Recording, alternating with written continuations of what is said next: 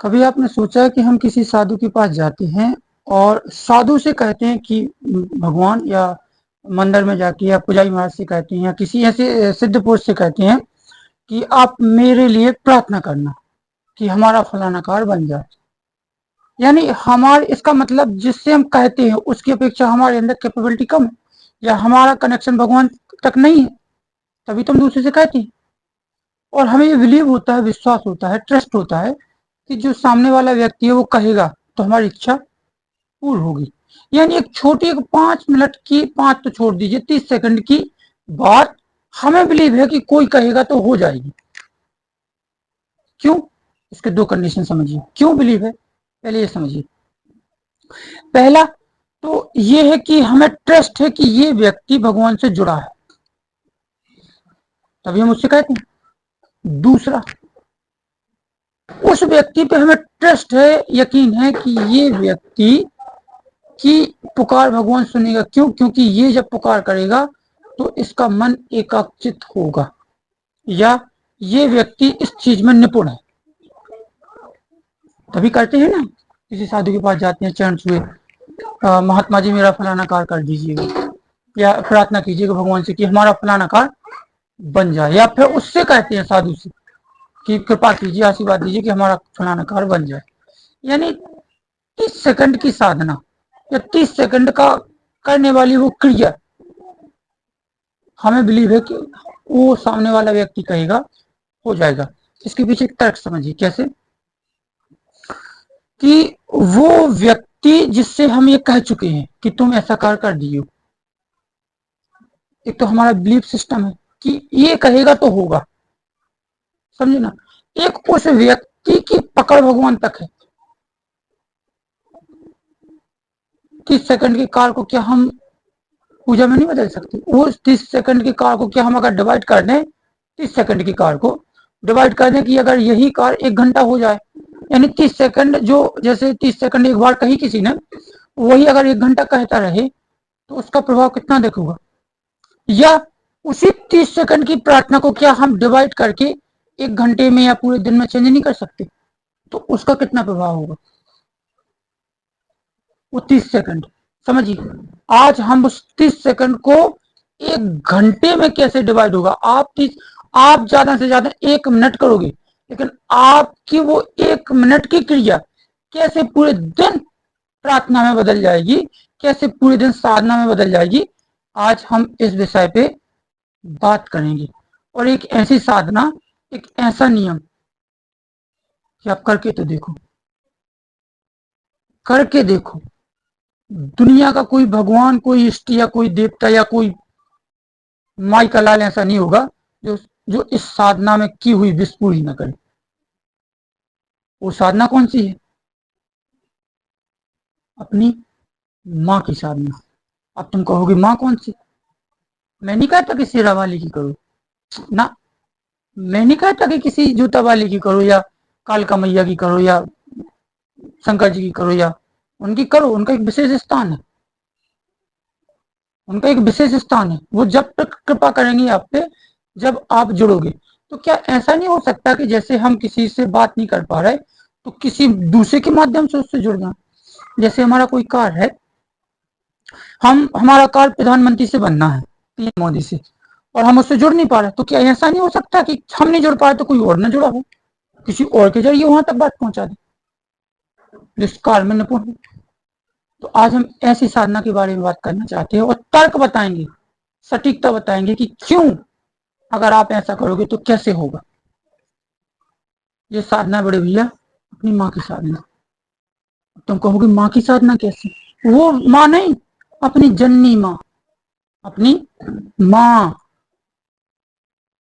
जिसने हमें पैदा किया, उसकी साधना। अब तुम्हारे अंदर ये सवाल चलने लगा होगा कि कैसे अदर जैसी साधना करती हैं ऐसी करनी पड़ेगी, माँ को बैठा ले, पूजा करें, ये करेंगे, ये सब चलने लगा होगा। नहीं, पर डे 5 मिनट का काम कीजिए, ओनली 5 मिनट नहीं, 3 मिनट, और रात्रिकालीन 5 नहीं 3 मिनट करके देखिए और लिख लीजिए कि हमने इस डेट से स्टार्ट की है और हमें 21 दिन साधना समझ के ही करना है। अपना एक विष रख लीजिए कि हमारी फलानी विश है, कैसे पूरी नहीं होती। तो अब हम आते हैं साधना के ऊपर। हम जब भी ऑफिस जहां या कोई कार के लिए निकले या घर से किसी भी कार के लिए निकले या कोई हमारी विश है या फलाना कार है जो हम करना चाहते हैं, ठीक है ना, भगवान के पास जाइए ना जाइए वो एक अलग विषय है, अलग मैटर है। भगवान जब जुड़ेगा जब तुम उससे जुड़े हो, लेकिन जाने से पहले 5 मिनट की साधना करते जाइए। वो साधना क्या है? आप जाइए, माँ के चरण छू लीजिए, कह दीजिए माँ से कि मैया मैं फलाने कार के लिए जा रहा हूँ, हमारा कार बन जाए। माँ तू कह दे कि हमारा कार बन जाए, कैसे भी करके माँ से कहलवा लेना है, मैया से एक बार कहलवा लेना है उसके मुंह से कि हाँ तेरा कार, हमारा कार बन जाए। चरण छू लेने उनके, और हो सके तो अगर जाते समय मुंह मीठा करवा दो, कुछ भी है, चॉकलेट मोकलेट कुछ ऐसा टाइप का दे दो, बस चरण छूना है, उनसे कहलवा लेना है कि माँ हमारा कार बन जाए, तू कह दे, बस उसके मुंह से कहलवा लेना।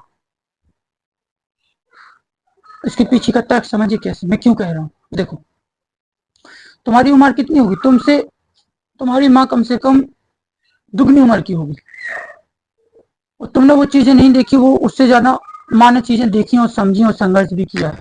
उस संघर्ष में उसे पता है कि कौन सा देवता संग देता है, कौन सा देवता नहीं देता है। वो माँ अपनी जिंदगी में किसी न किसी देवता को मानती आई होगी। आप हर घर में देख लीजिए, हमारे जो बुजुर्ग हैं, माँ हैं या बाबूजी हैं या दादाजी हैं, वो किसी न किसी एक इष्ट को मानते हैं, किसी न किसी एक इष्ट की पूजा करती है। देख लीजिए अपने घर में, कोई शंकर जी का है तो कोई फलाने का, कोई ढिकाने का, लेकिन है, करते हैं। जब हम माँ से कहिए, अब इसके पीछे तर्क समझिए कैसी साधना। जब हम माँ से कहेंगे कि माँ मेरा कार बन जाए, तू कह दे, तो माँ क्या करेगी? तुझसे कह देगी, आपसे कह देगी, लेकिन आपके जाने के बाद पूरे दिन जिस इष्ट को वो मानती है उस इष्ट से लगी रहेगी कि मेरे बेटे का कार बन जाए, मेरे बेटे का कार बन जाए, हे भगवान मेरे बेटे का कार बन जाए। तो तुम तो नहीं कर पाओगे ना साधना, तो तुम्हारे बदले वो माँ जरूर कहती रहेगी। यानी उस दिन में कभी ना कभी पीएम मोदी तक आपकी अनादर सोच से आवाज पहुंच जाएगी। आपकी क्षमता नहीं है, आपकी कैपेबिलिटी नहीं है, लेकिन माँ की है। इसके पीछे का एक और रीजन है। तुम जब प्रार्थना करते हो भगवान के सामने या किसी के द्वारा कहलवाते हो, साधु या किसी के द्वारा, तो वो साधु वो ऐसे मन से नहीं करता जैसे माँ करेगी। जब माँ आपकी प्रार्थना करेगी ना, तो उसके अंदर कोई चंचलता नहीं होगी, द्वेष नहीं होगा कि मुझे बच्चे तब पैसा देगा इस वजह से मैं कर रहा हूँ। और माँ अपने बच्चों के प्रति जब भी करती है तो बिल्कुल ऐसे होता है ना, बिल्कुल सीधी लेन भगवान के प्रति सच्चे हृदय से, वो प्रार्थना आपको जरूर सुनी जाएगी। जब माँ प्रार्थना करती होगी ना, तो उसके अंदर ना तो बहू आती होंगी, ना ही खेत पटिया धन दौलत सम्मान बाप मताई, कुछ भी नहीं, सिर्फ बेटा और वो इष्ट। जिस इष्ट से वो प्रार्थना करती है वो इष्ट, और किसकी करती है वो विष, किसके लिए करती है वो उसका बेटा। मैं नहीं मानता कि भगवान नहीं सुनेगा। अगर भगवान का लॉ है कि सच्चे मन से मानो, सच्चे मन से, अगर वेदों में लिखा है कि एक बार सच्चे मन से कोई पुकार के तो देखे, वेदों में लिखा है कि जो भी एक बार सच्चे मन से भगवान को पुकार के देखे तो भगवान दौड़ा आता है। तो क्या हमारी विश पूरी नहीं होगी? क्या मैया आपकी विश कपट द्वेष भावना से करती रहेगी? नहीं। आप 5 मिनट की साधना एक करके देखिए, रोज जाने से पहले, आने से पहले आइए, हाथ पैर धुलिए, सोते समय माँ से फिर 3 मिनट की साधना करनी, जाना है, माँ के पैर दबाना है, और फिर माँ को याद दिलाना है कि मैया बड़ी दुखी है, फलाना कार अगर बन जाता तो घर में ये खुशहाली आ जाती, फलाना कार बन जाता, फलाना कार ऐसा हो जाता, मैया कर भगवान से प्रार्थना की मिलजुल के ऐसा हो जाए। देखना माँ, तुम तो सो जाओगे, लेकिन रात में भी वो अपने भगवान को पुकारती रहेगी, पुकारती रहेगी, पुकारती रहेगी।